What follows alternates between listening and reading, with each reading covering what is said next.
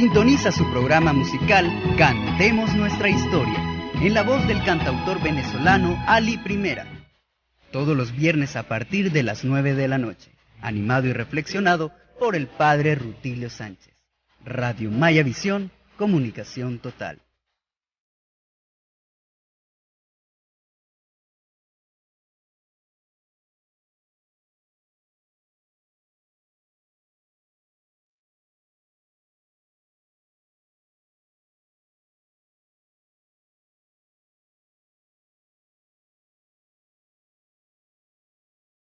Muy buenas noches, aquí estamos saludándolos, saludando a nuestros amigos, al profesor Luis Alonso Renderos, que nunca nos olvida, siempre nos manda su ayuda, gracias, y le encomendamos a Laurita, su esposa, en la primera misa que pueda, siempre lo hago, y esta vez lo haré con mucho mayor amor. Espero que su salud esté bien, profesor.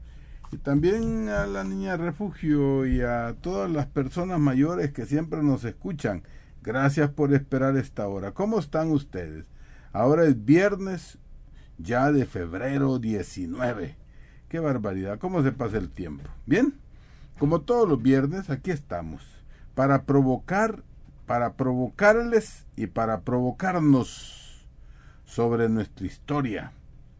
Que siendo de nosotros, nos la han robado. Y por eso hoy quiero hablar, perdonen la tos, quiero hablar de la historia personal de cada uno de nosotros. Así que, siendo la historia de nosotros, nos la han robado porque sistemáticamente nos han hecho desconocer, y lo poco que conocemos de nuestra historia, olvidarlo.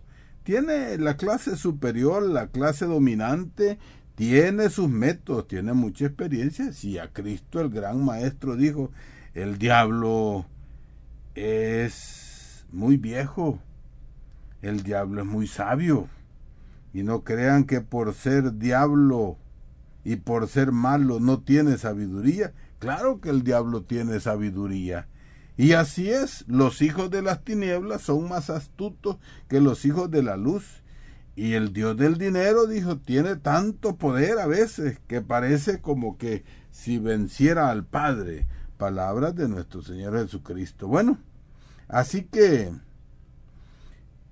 aquí tenemos pues que avance, que nuestra inquietud tenemos que moverla. Yo les pregunto, hoy esta semana, ¿cómo ha avanzado nuestra inquietud? ¿Qué inquietudes tenemos sobre nuestra propia historia?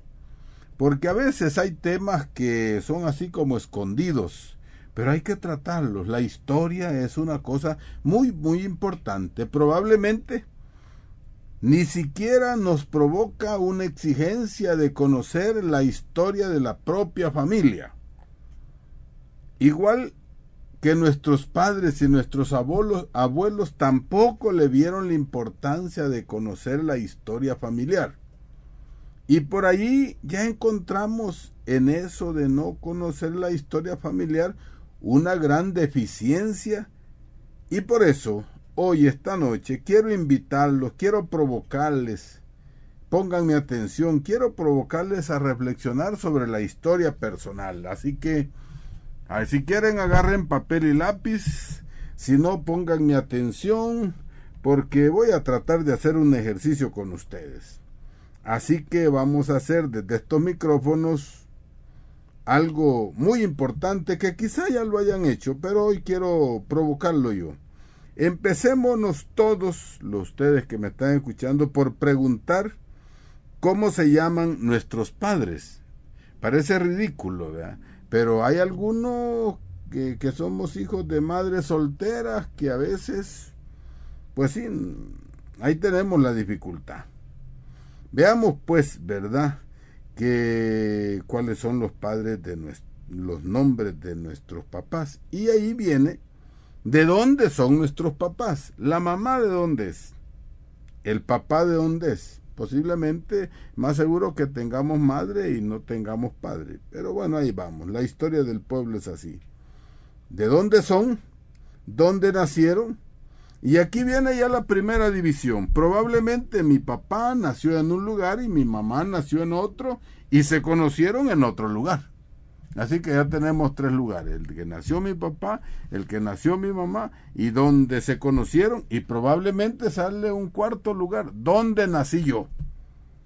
Porque mi mamá es de un lugar, mi papá es de otro, se conocieron en otro y me tuvieron en otro. Bueno, probablemente no estén casados nuestros padres según la ley, pero son nuestro origen. Por parte de papá y por parte de mamá tenemos normalmente 4 abuelos, estén vivos o estén muertos. Y aquí viene la otra tarea. ¿Dónde nació cada uno de los 4 abuelos?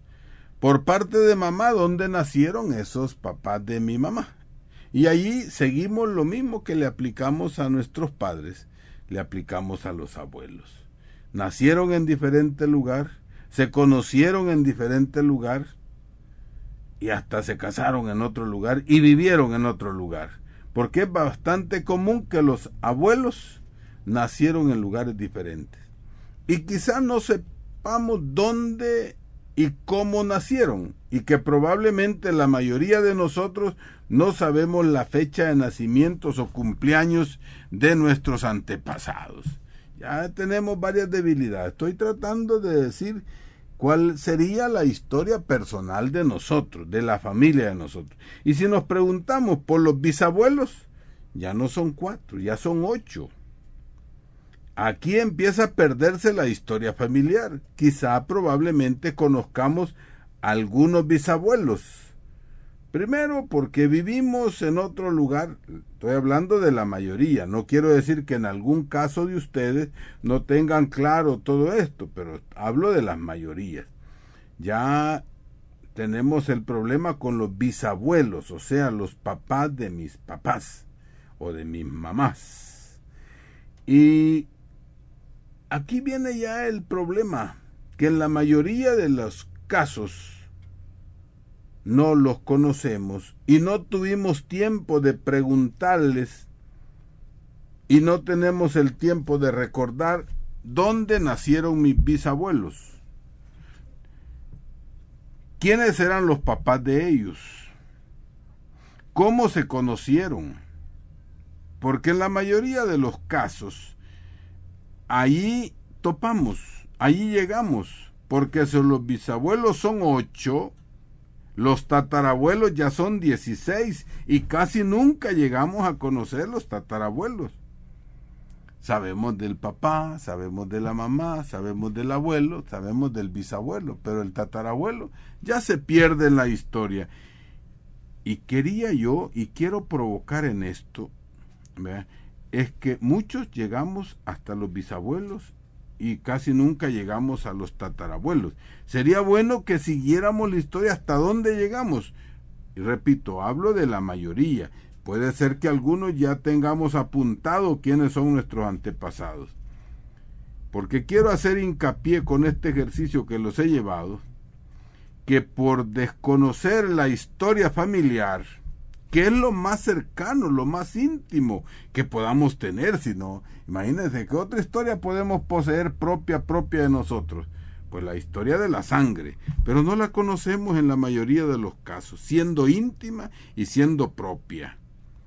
Y no poseemos esta historia. Por eso es lógico que lo demás que está más distante, que no es de nuestra sangre, no lo apropiamos. Al comenzar, pues, a escudriñar en nosotros, casi siempre nos sentimos huérfanos de historia, porque no conocemos ni siquiera la historia de la familia hasta llegar al tatarabuelo.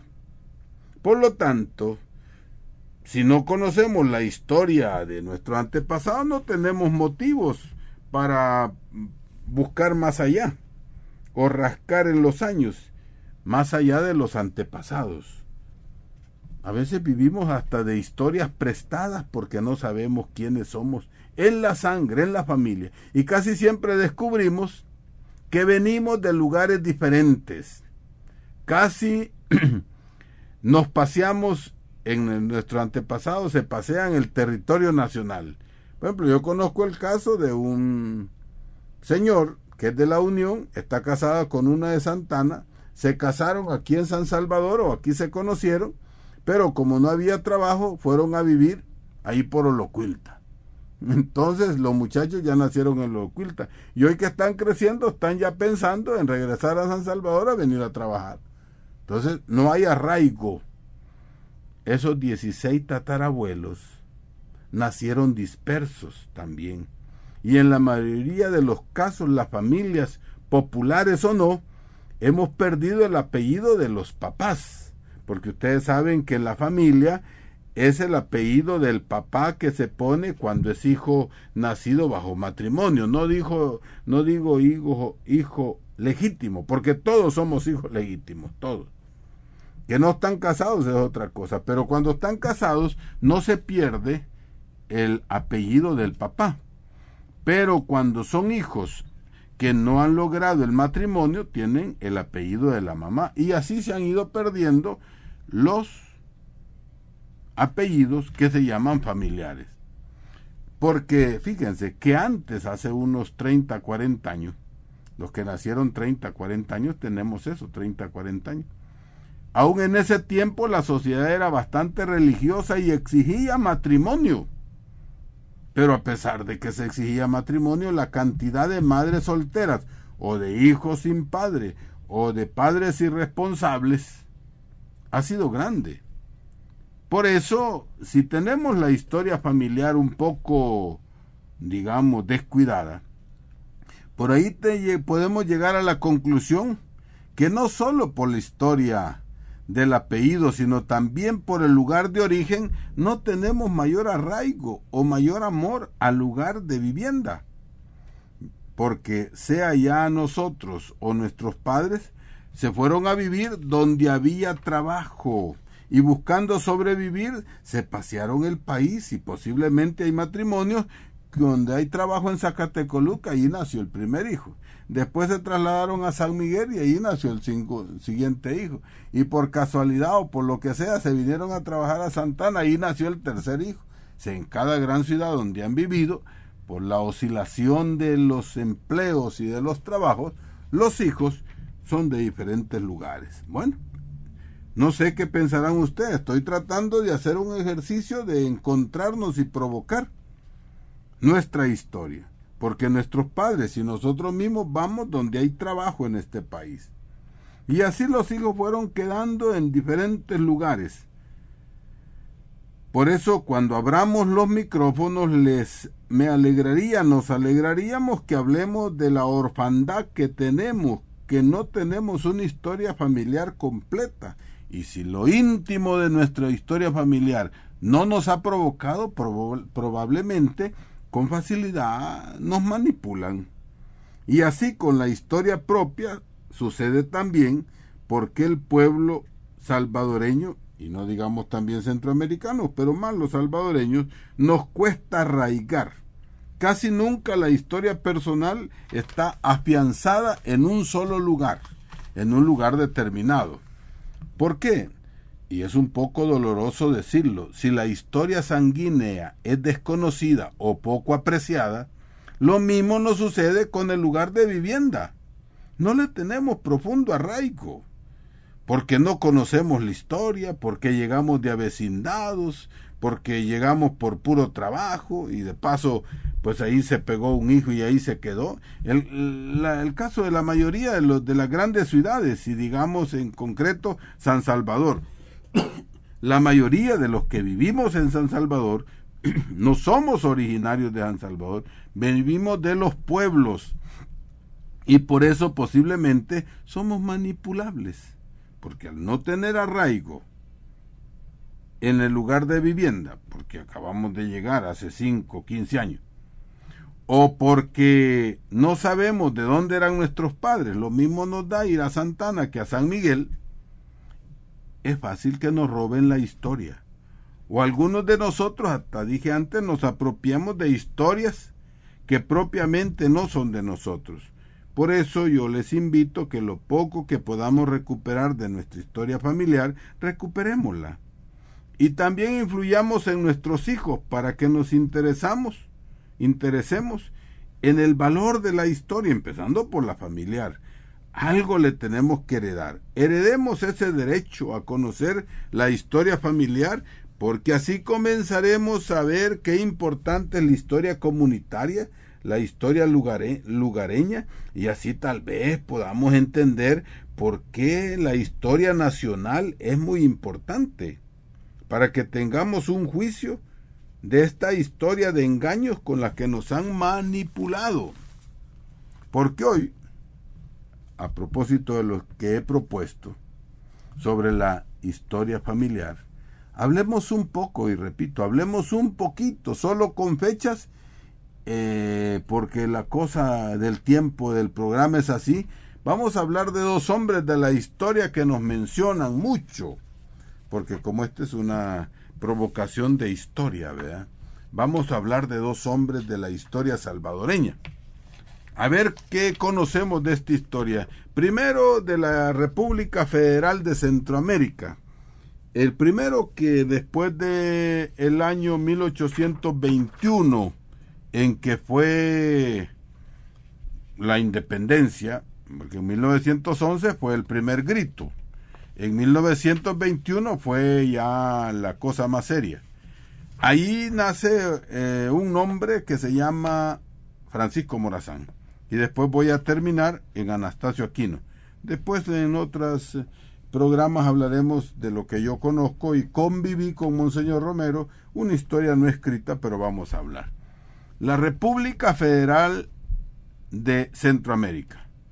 Después de 1821, ¿verdad?, que se decretó la llamada independencia, que no fue tal independencia, los criollos y mestizos se dividieron en dos grandes grupos, donde no ingresaban los nativos, porque ellos vivían en las fincas, sembrando lo que había que sembrar y buscando el pan de cada día. Pero los que tenían tiempo e intereses se dividieron entre liberales y conservadores. Los nativos, dije, eran ignorados. ¿Qué decían los liberales? Libertad de pensamiento, libertad de imprenta, libertad de comercio, separación entre la iglesia y el Estado y modernizar la economía. ¿Y qué íbamos a saber nosotros, nuestros antepasados, allá entre cañales, cafetales y siembra de maíz? Porque los conservadores, que eran igualmente peores, no querían cambios. Querían mantener el gobierno central en Guatemala, querían ser más aliados que nunca con la jerarquía católica y evitar los cambios en la economía. Vean, eso de los liberales y los conservadores todavía huelen por aquí. Al fin de cuentas, pues la misma mica con la misma cola, ni siquiera de cola cambiaban.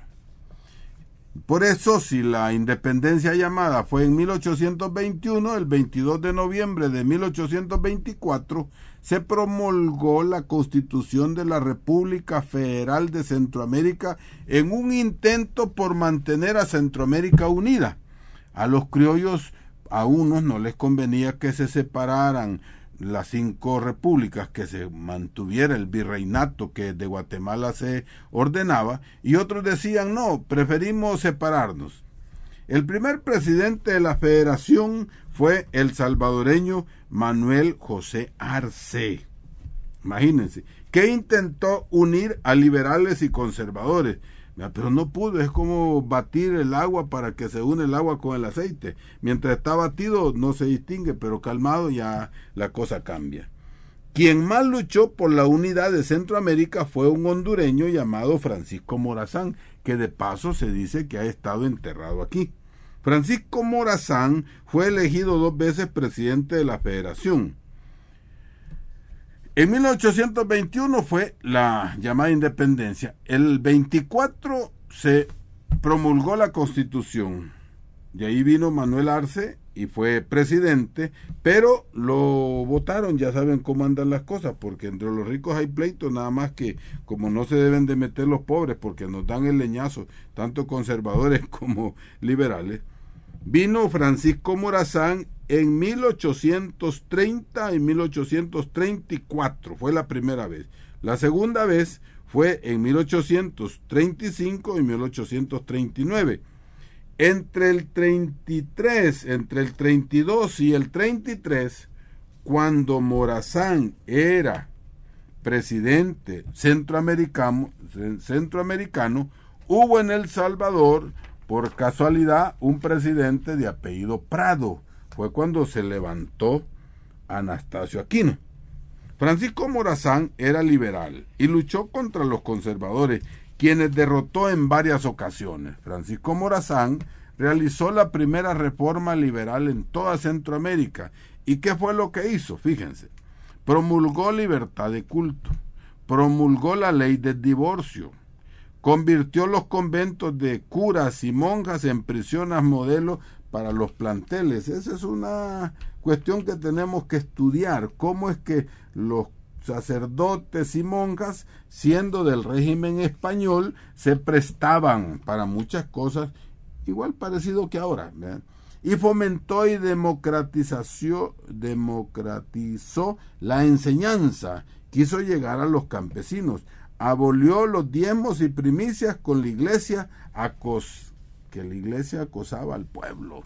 Bueno, algo hizo para abajo, pero no mucho. No habló de reforma agraria, no habló de quitar los impuestos al gobierno, pero dijo, bueno, los diezmos y primicias para la Santa Madre Iglesia son muy recargantes.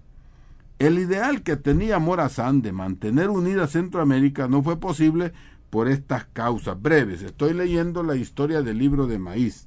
Primero, se opuso la jerarquía católica unida con los conservadores.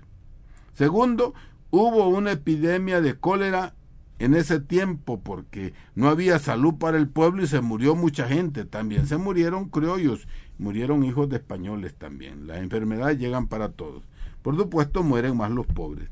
El descontento popular que no veía mejorar la situación con las reformas. Algo parecido a lo que está sucediendo ahora, que hablan y dicen que todo va mejorando, pero el pueblo tiene más caro las cuestiones, la electricidad sube, el agua no la atienden, en los buses hay lo mismo, se parece, nada más que de otra manera. Así, en 1839, Francisco Morazán fue elegido jefe del Estado de El Salvador. Y siguió luchando por unir Centroamérica y por hacer más reformas liberales. Pero Morazán fue derrocado por el caudillo conservador de Guatemala que, uniéndose a los latifundistas y a los conservadores salvadoreños, se llamaba Rafael Carrera, fue conocido como Raca Raca, se unió y agarraron a Morazán y lo fusilaron. Dije que en ese tiempo también, cuando Morazán era presidente de la Centroamericana y Prado era presidente de El Salvador, se levantó Anastasio Aquino en el año 1833. Siendo presidente Francisco Morazán de la República Federal de Centroamérica y Mariano Prado, jefe del Estado de El Salvador, se levantó entre los nonualcos el que nosotros llamamos comandante Anastasio. Ni la independencia ni las reformas liberales de Morazán mejoraron la situación del pueblo. Los indígenas les quitaron todas las tierras a los criollos, como ya eran independientes de España, hicieron la independencia para ellos y se cogieron muchas tierras. La gente tenía que pagar más impuestos, el pueblo, los nativos, pues de aquí no habían, el pueblo cuando hablamos, estamos hablando de los nonualcos, estamos hablando de los nahuizalcos, estamos hablando de nuestras razas. Pero también había reclutamiento forzoso, porque los ricos nunca mandan sus hijos a pelear, ni ellos luchan, sino que reclutan. Y por supuesto había mucha miseria. Ese fue el caldo de cultivo por la que Anastasio se levantó revolucionariamente. Han hablado mal de Anastasio, pues ¿y cómo van a hablar bien si los ladrones sobre los que él se levantó y ahora están los meros hijos de aquellos? Pues sí, la cosa no ha cambiado. Esta situación provocó el descontento del pueblo. Hubieron levantamientos, dice el libro, de nativos en Tejutla, Chalatenango, Zacatecoluca y otros lugares. El levantamiento más importante fue en la región de los nonualcos, en el departamento de La Paz.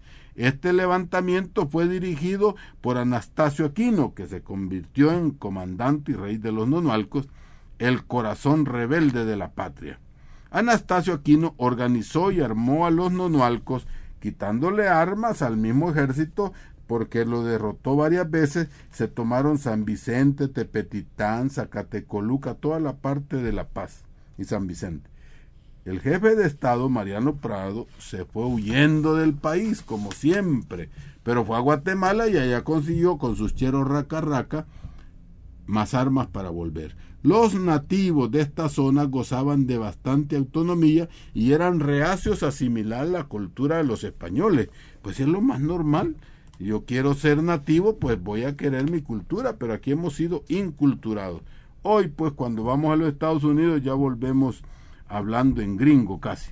Después del triunfo de Anastasio Aquino, este emitió algunos decretos. Dijo: yo, Anastasio Aquino, comandante general de las armas liberadoras de Santiago Nonualco, en este día he ordenado lo siguiente: quedan libres de obligación de pagar todos los deudores a los acreedores, porque es una deuda injusta, que se encontraren en territorio nonualco, en que haré sentir la fuerza de mi gobierno. Pues sí, eso es como la cuota telefónica, que ya hemos pagado los teléfonos 1000 veces, pues aquellos pagaban, estos nunca tuvieron teléfono y no tenían deuda que pagar, pero pagaban impuestos los nonualcos y todo. Por eso en Tepetitán, el 16 de febrero del 83, decretó Anastasio.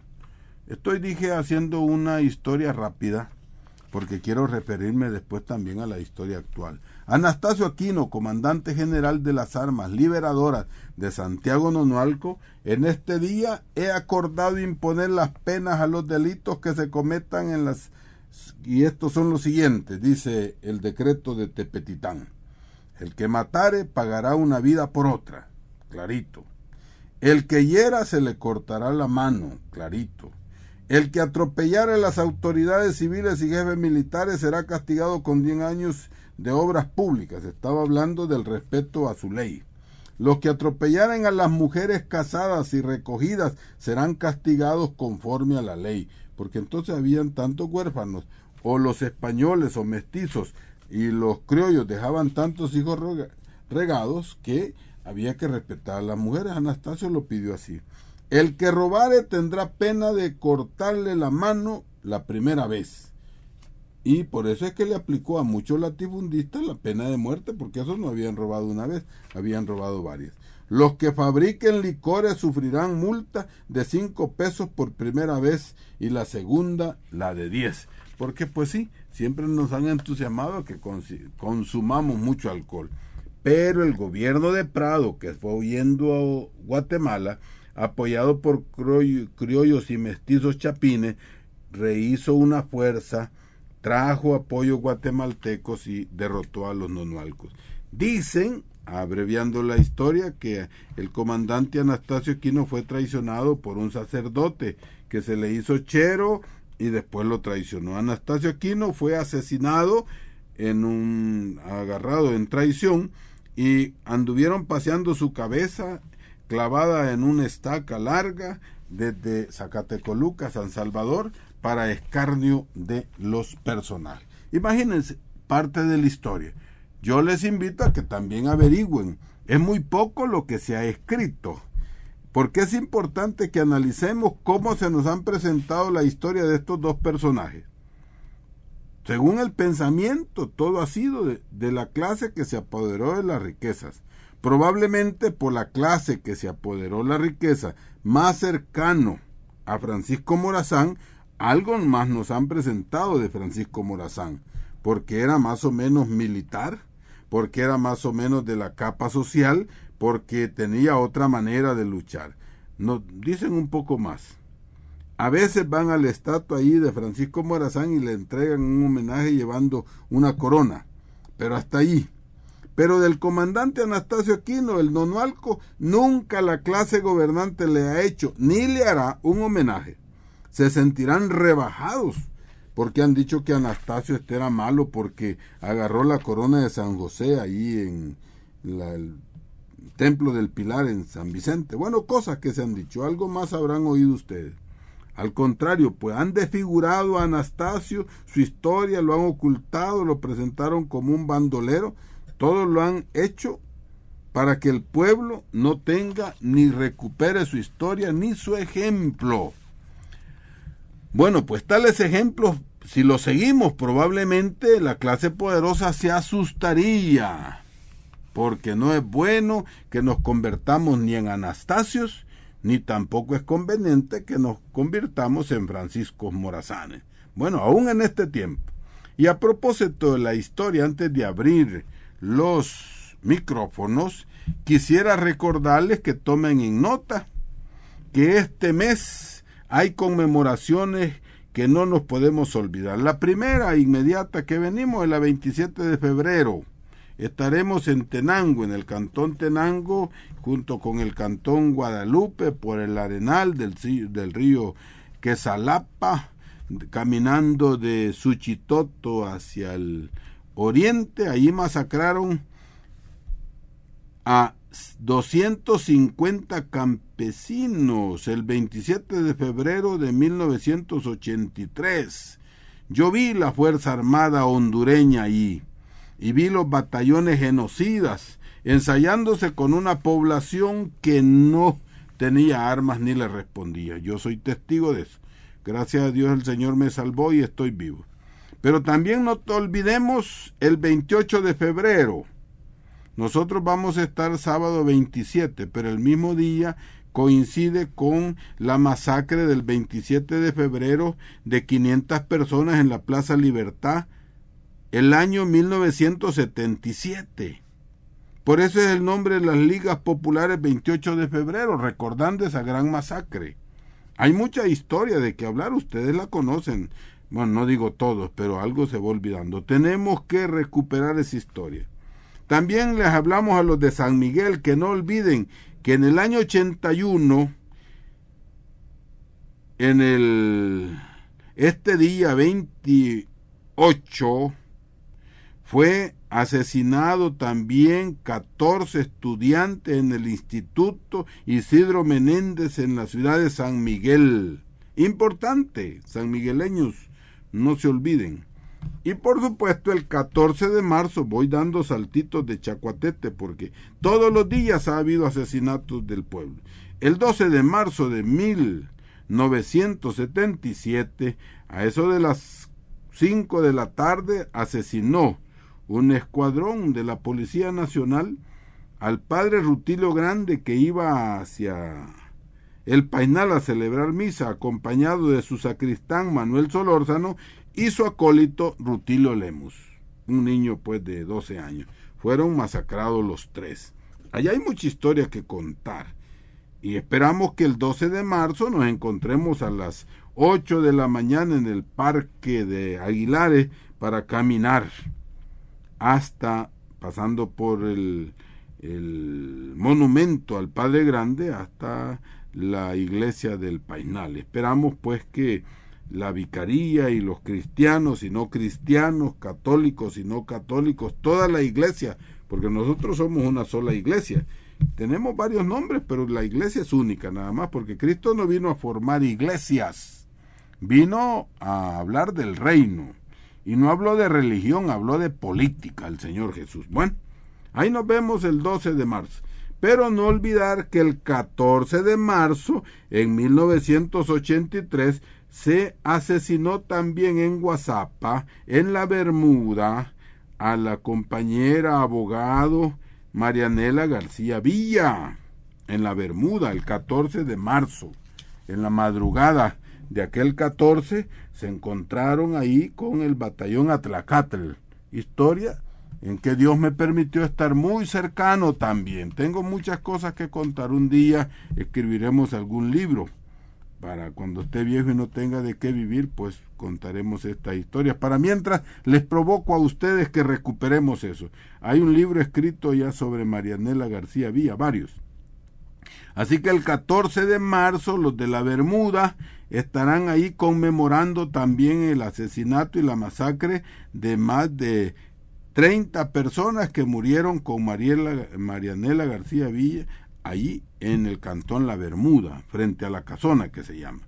Y dando un salto grande llegamos al 24 de marzo, donde a las 5 para las 6 de la tarde fue asesinado de un balazo en el corazón Monseñor Óscar Arnulfo Romero, que hasta ahora no se ha hecho ningún, aunque digan que van a seguir el ejemplo de Romero, como lo típico de los cristianos convencidos es saber olvidar, para no vivir esas historias pasadas. Fíjense los cristianos, los mejores, aunque digan que Monseñor es su ejemplo, lo mejor es olvidar a los asesinos para que Monseñor Romero descanse en paz. ¿Será posible eso? Pues el 24 de marzo, a las 7 de la mañana, en la capilla del Hospitalito de la Divina Providencia, donde están un hospital de cancerosos, pueblo y sacerdotes salvadoreños y extranjeros que hemos venido aquí, que decimos que Monseñor fue un gran profeta, nos vamos a ver ahí en la colonia Miramonte, para referencia, la colonia Toluca Poniente, que se entra por el lado de la avenida Bernal. Así que esperamos que busquemos por ahí. Es conocido. ¿Qué opinan ustedes? Les pregunto para abrir el micrófono sobre esta historia. Y les pregunto, ¿qué hacer para contar y para cantar estas historias como lo hizo Alí Primera? La mayoría de los cantos que cantan los guaraguao son letra y canto de Alí Primera. ¿Qué hacer para que no nos roben la historia? Por eso queremos hablar de una historia ahí de Roque Dalton, que nos vamos con la número, teníamos ahí, señor Don Luis, la número 7. ¿Ah? No, es la Poema de Amor. Ahí va, mientras preparen ustedes el teléfono para hablar. Gracias por la cartita, profesor Rendero, estoy recibiéndola en este momento. Que Dios lo bendiga. Así que ahí tenemos Poema de Amor, ¿verdad?, que teníamos en el número 7, pero parece que se nos ha trastocado. También la historia anda mal aquí. Pero ahí les va, ¿verdad? Bueno, así que esperamos. ¿Qué les parece esto? Ese es un gran personaje entre nosotros, ¿verdad? El señor Roque Dalton, que de paso fue asesinado por aquellos que después traicionaron el movimiento. Fue asesinado por el grupo del Ejército Revolucionario del Pueblo, donde Ana Guadalupe Martínez, que ahora es de la Democracia Cristiana, y el comandante Joaquín Villalobos, pues sí, llegaron hasta ahí. Por eso, también son historias que no las podemos dejar sin mencionar, pero hay que investigarlas. Para ustedes, el Poema de Amor. Eternos indocumentados, los hacelo todos, los véndelo todos, los jóvelo todos. Adelante, ¿quién nos habla? Bueno, ¿Quién habla? Alfredo Contreras, ¿Desde dónde, don Alfredo? de aquí de San Rafael Cedros. Adelante. No, solo quiero felicitarlo por ese programa tan importantísimo que usted tiene, porque realmente yo he estado reflexionando en su participación y me doy cuenta de que la realidad es esa, pues desconocemos nuestra propia historia. Yo me había, perdón, me había interesado por conocer bastante de la historia del pueblo, pero no mi propia historia. Ahora que usted nos ha dado esa luz, yo he estado viéndola y en verdad tiene razón. Solo llego a mis abuelos, no a mis bisabuelos.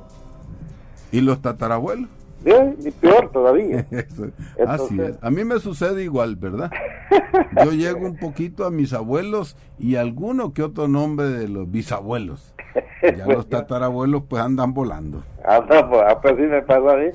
Pero estoy totalmente de acuerdo con usted en cuanto a lo otro, ¿no? Digamos, a cómo nos han gobernado, digamos, entre comillas, ¿no? ¿Verdad? Y nuevamente felicitarle. Gracias. Que Dios me lo bendiga y que me lo proteja. Gracias. Va, adiós. Que Dios lo bendiga. Y aprovechando, pues saludamos a los 91 años al profesor que siempre nos ayuda, don Luis Alonso Renderos. En nombre de sus alumnos, don Luis Alonso, le saludamos a sus 91 años, que ha sobrevivido. Adelante, ¿quién otro nos habla? Bueno, sigamos por aquí. Ahí estamos. ¿Desde dónde y quién nos habla? Le saluda Fran, padre, de Mexicanos. Adelante. Oiga, padre, mire qué bonito lo que usted estaba diciendo, ¿verdad? De cómo nosotros olvidamos la identidad por el mismo hecho de que no estamos conscientes de nuestras raíces, pues, ¿verdad? Y eso se nota también en esa cuestión de los teléfonos, que como que nos quieren dar a tol con el dedo, diciendo de que poniendo varias perspectivas de que le vamos a bajar $2 y que no sé qué, para que nosotros digamos, qué bonito. Dicen los gobiernos democráticos como que no negocian con ladrones, pero aquí parece que están negociando con ladrones y nosotros somos las víctimas, ¿verdad? Sí, y realmente, padre, mire, si ese volado es un robo, hombre, si ese volado lo más que tendría que pagar la gente. Si es ¿Y qué sugiere que debía de hacer el pueblo para recuperar esa historia y no dejarnos seguir siendo víctimas fáciles? Sí, y qué bonito darnos cuenta de la historia a través de los programas, de ese programa como el suyo, padre, de que cómo lo hace a uno pensar, ¿verdad? Entonces yo le doy las gracias por haber permitido participar hoy. Bueno, gracias, don Fran. Ánimo a recuperar la historia y no solo, como dijo muy bien ahí don Alfredo, no solo la del pueblo, sino la personal, la íntima, la de nuestra sangre. Bueno, y así tenemos, ¿verdad? Por ejemplo, la historia de Monseñor Romero. Se escribe, pero hay unas cosas muy importantes. Del adelante, ¿quién nos habla? Buenas noches, le llama Ricardo Segovia, padre. Adelante, don Ricardo Segovia, ¿dónde? Respecto a la partida de nacimiento. Ajá. Yo pienso que está bueno, padre, que la saquemos, aunque sea con esfuerzo, ¿verdad? Porque pues fíjese que en vez de quitarla, que la den gratis, ¿verdad? Sí, que la den gratis, eso, sí, los alcaldes. Pero se van por lo más fácil, que la den gratis por lo menos. Y a propósito, don Ricardo, si me permite, fíjese que los diarios dijeron que ya la habían quitado para presionar más, pero no la han quitado. No, fíjese que salió antier en la prensa gráfica que ya la habían quitado, pero son los areneros, fíjese, porque yo he andado por Sensuntepeque ahora sacando mi partida de nacimiento, y allá andan repartiendo hojas volantes los areneros. Es que cuando el río suena, piedras lleva, ¿verdad? El que llora el muerto. Hojas volantes diciéndole a la gente, andan metidos en las alcaldías, diciéndole que no vaya a sacar la partida de nacimiento y que no vaya a pagar su DUI, los $10 con 31 centavos. Eso le están diciendo a la gente. Que no lo hicieron en el tiempo que ellos debían haberlo hecho, ¿verdad? Sí, en el tiempo, por ejemplo, los 20 años de gobierno de ellos. Pero entonces, como la corrupción de ellos ha sido siempre, y están queriendo, ¿sabe usted que en estos pueblos, como ejemplo Cabañas, sabe usted que viene gente de otros países a votar allí? Y entonces para que se controle eso, tiene que hacerse ese documento de la partida de nacimiento. Bueno, gracias por esa denuncia. Sí, ¿verdad? Yo se lo informo porque yo me ha tocado ir hasta Sensuntepeque a sacar la partida de nacimiento. Fantástico, gracias. Sí, no. Y a recuperar la historia familiar, don Ricardo, usted vivirá aquí en Mexicano, fíjese, o no sé qué lugar que me dijo, pero nació allá por Sensunte, ¿verdad? Y posiblemente en algún cantón. Así es la historia de los salvadoreños, dispersa, pero hay que recuperar. Empecemos por nosotros para empezarla a valorar y continuar con la historia nacional. Adelante, ¿quién nos habla? Sí, aló, buenas noches, padre. Sí. Le hablo de San Martín. ¿Quién habla de San Martín? Yo soy Araceli Fuente. Yo vivo, fíjese, de Morazán.